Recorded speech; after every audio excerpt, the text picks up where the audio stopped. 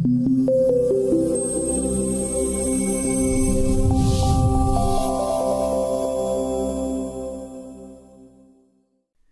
the design process, you need to be able to select the whole model, individual parts, and also areas inside your model.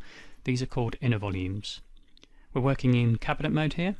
To select the whole unit, just click outside it, which in fact we've already done. Then you see in the Properties menu parameters for the whole model. To select a panel, a good place to click is its edge. You can now see over in the Properties menu parameters relating just to this panel. To select an inner volume, click the space between the panels.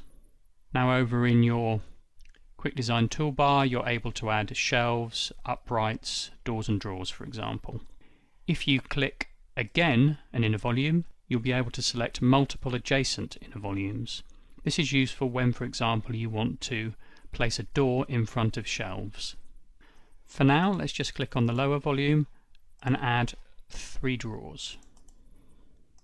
So you can see now it's become a little bit more complicated to pick a specific part. You can still make a selection, but to help you we have the exploded view option, this icon here in the menu at the top. This splits the parts so we can select them more easily. Click outside that, we can now see as well an exploded coefficient. This slider allows us to spread those parts even further. Please note you can't select an inner volume when you're in an exploded view. And now just a final tip for selecting parts. Hold down the Shift key and then click, not even on the edge, you can click on the face of a panel. Doing it this way will select the frontmost or topmost panel that you click on. Thanks very much for watching. Goodbye.